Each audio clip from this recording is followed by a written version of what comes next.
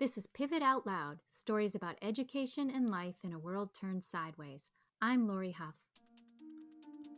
Most days I've lost track of how much time has really passed since the pandemic quarantined my daughter and me at home. Actually, I stopped counting around week 14, which surpassed the most time we'd ever spent together during maternity leave. All over the world, parents like Jill Anderson, the host of the Harvard EdCast, are trying to balance full-time work and childcare at the same time. When I asked Jill to share her experience, the honesty really came through. In the piece she wrote for Ed Magazine, you can feel the agony, frustration, the guilt that she feels trying to homeschool her young daughter while also working at home during this surreal quarantine. This is Pivot Out Loud, and I'm your host, Lori Huff. It's 9:06 a.m. My 5-year-old sits across from me in the kitchen, stuffing dried Cheerios in her mouth, twirling her finger and a cup of milk without a care in the world, especially that my morning meeting is less than 24 minutes away. "Let's play," she yells. "I have to work. I have a meeting," I say deadpan. "Ugh," she groans, disappointed. I'm running late already, even though all I have to do is click a button now. I catch my breath, thinking someday you'll look back on this and remember it as a special time. I've said those words to myself a lot over the past 5 months. 5 months! Most days I've lost track of how much time has really passed since the pandemic quarantined my daughter and me at home. Actually, I stopped counting around week 14, which surpassed the most time we'd ever spent together during maternity leave. Because my partner is considered an essential employee who still reports to the office every day, I'm now a stay-at-home, full-time working mother trying to manage both. When the quarantine initially began, I imagined the 20 plus years of education reporting under my belt meant that I had everything under control. But truthfully, I didn't really know how to pivot. Luckily, her pre-kindergarten emailed reminding us of the importance of routine and sticking to their schedule. I immediately went to action, creating a schedule to mimic the preschool day with circle time, literacy, free play, lunch. Right away, it became clear that I was in over my head with no clue what I was doing. I didn't know the manners song or the days of the week song or the months of the year song or the rules, let alone how to introduce a concept word. "That's not how Miss Rose does it," my daughter refrained as I once again asked her to tell me how to do X. Beyond exposing how little I knew about teaching my own daughter or early childhood, I realized there was a lot I didn't know about my daughter's daily life, too. Like the beloved gray plush owl, Ollie, their class mascot. By week 4, we were both miserable. "You make learning not fun," she wailed. Inside, I crumbled. Meanwhile, when I wasn't attempting teacher, just 10 steps away in my home office, I spoke with education experts for work, churning their knowledge into articles offering guidance to families, or for the Harvard EdCast, the HGSE podcast I've hosted since 2018. During a conversation with lecturer Junlei Lee about how parents adjust to life at home with child, I nervously revealed how poorly things were going in my home, particularly my daughter's declaration that I'd ruined learning. Lee seemed concerned, pausing and staring intently at me through the Zoom screen. Then, with his soft-spoken voice, he talked about the importance of play and enjoying being with each other. Instead of trying to be everything at all times, think about the small, even brief, kind of quality moments of play we can have with our children, he advised. Still, I stuck with the preschool schedule, determined that my daughter wouldn't regress. A week later, after another failed circle time and frustrations mounting along with my guilt of relying too much on the screen, I thought about what Lee said. By now, the usable knowledge article about how China's families coped with coronavirus featuring Lee had published, and I laid awake wondering why I wasn't following his simple recommendations. Then the next day, I threw the preschool schedule away. I started over. I altered the work schedule, dedicating midday hours to my daughter, working earlier and working later hours. I let the academics go in favor of play. Instantly, our days became more relaxed. We painted, listened to music, read stories, did crafts, took nature walks, did imaginary play. Once I saw learning less as a checklist and more than her remembering the months or days or numbers, we settled into a space and routine that was workable. Of course, workable, but still challenged because 5-year-olds are, well, 5 years old and master interrupters. She crashed nearly every remaining episode of the EdCast last season, no matter how I tried to arrange time around taping them or forewarned her that I had an interview and needed privacy. She ran across my Zoom meetings too many times, giggling in various stages of dressed and undressed, or erupted into the loudest singing just when I hit the unmute button to respond. Life moves at a different pace now. Work is on and off, woven in through the fabric of motherhood. Some days I stay up extra late to finish writing after she's gone to bed. Sometimes I go to bed with the laptop on my nightstand so I can start work early without going downstairs into the office and risking waking my daughter up. Some days I comfort myself thinking she probably won't remember any of this because how much does anyone really remember from age 5?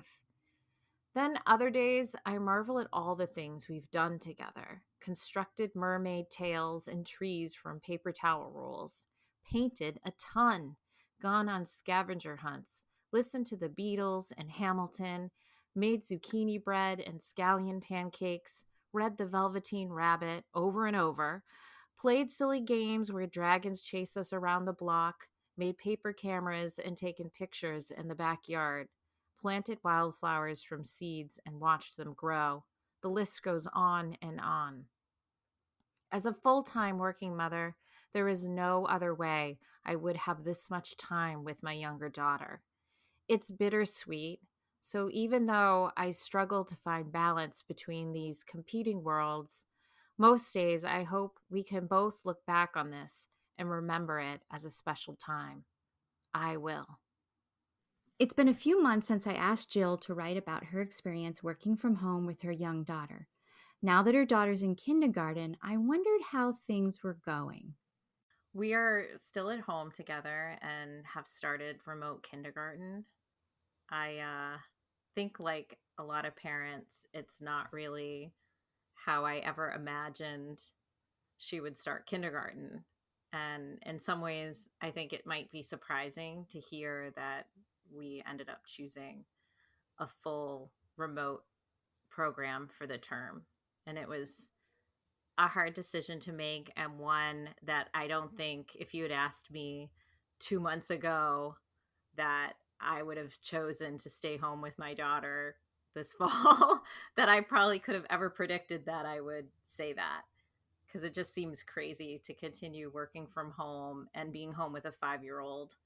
And it even seems, I think, surreal at times. But I feel kind of lucky because I have such a flexible workplace, understanding coworkers, and I get to live close to a parent to help out. And we're so privileged to be able to accommodate remote learning.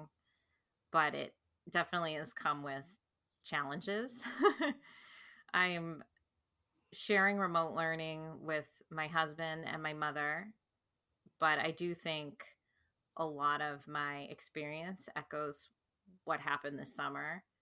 I'm still trying to find balance and routine with remote learning and working. And it's actually, I think it's been a little bit trickier with her enrolled in school because now there's set times for everything, set times for classes, there's attendance, there's turning in assignments, which we obviously never had for preschool. And I actually feel like that pressure on a certain level.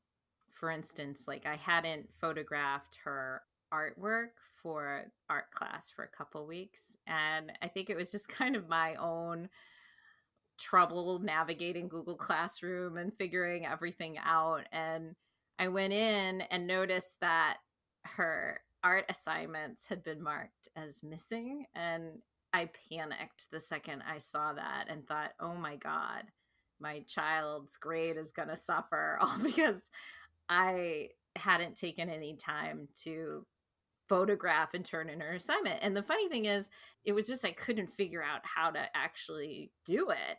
And I slipped my mind. So that was kind of a new low moment, Lori. Like, I know that we've talked about this in the past together about what type of students we were growing up. And I was always someone who took school seriously, turned my assignments in on time.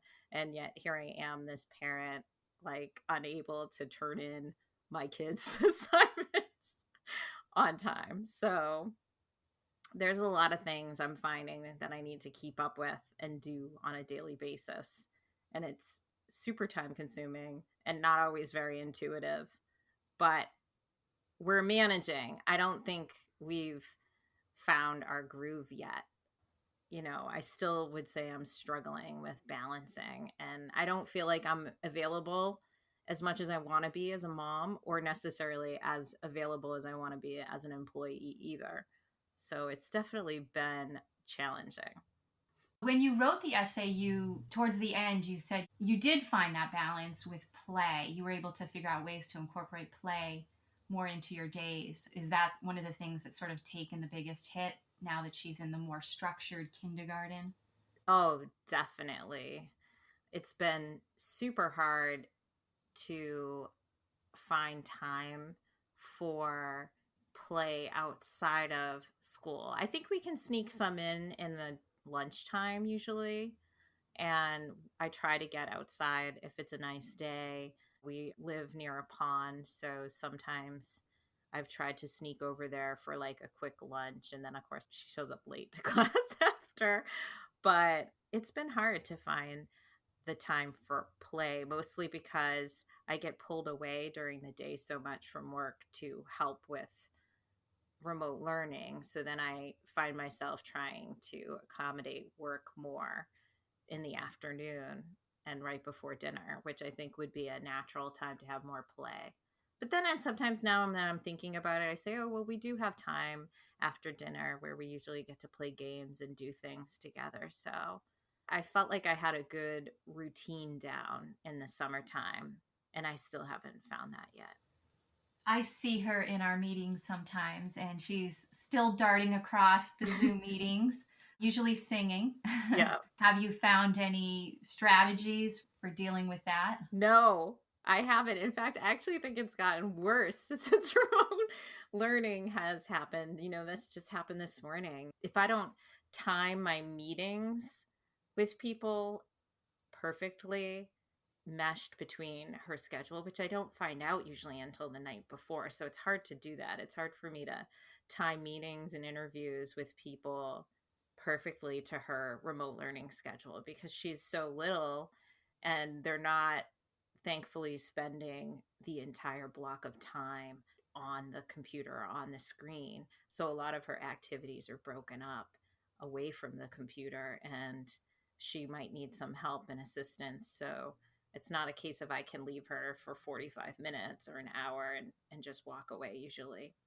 So she definitely still comes in to my interviews for sure. Otherwise, if I have enough time, I just try to make everything for after school. But as you know, we have meetings in the daytime usually, so it doesn't always work out. So, Jill, looking towards the future, what do you think you're going to take from this experience? Thinking short term, like now, and also long term about being a parent, about being a working mom, about being someone who writes about education, all of those areas. It's hard to know. I think it's been an enlightening experience in a lot of ways. Like before I had to live through remote learning, all I kept reading about, of course, was how much of a nightmare remote learning had been. And in some ways, you think that maybe would have influenced my decision, but it didn't. And I've been really pleased that it hasn't been this awful experience. Of course, it probably helps that she's 5, that she hasn't ever gone to like a traditional public school classroom, and I think her teacher's been great. So it feels like everyone that I am encountering in her school are really like rising to the occasion. But when I think about the short term, I've written about education for so long, but there's something about experience in school with your own kid that brings this new perspective to the work. So I think it's forcing me to look at things from a lot of different angles. And then it's interesting how my work meshes so well with the remote learning experience. It's like these two worlds are really informing each other now in a new way. I guess that's one thing that maybe for the short term, but I think in the long term, it's probably going to be easier for me to find that like silver lining as a mom. And some days now, I think I have to dig deep just to get through it. I think a lot of us probably have to dig deep just to get through it because it's such a strange, challenging time.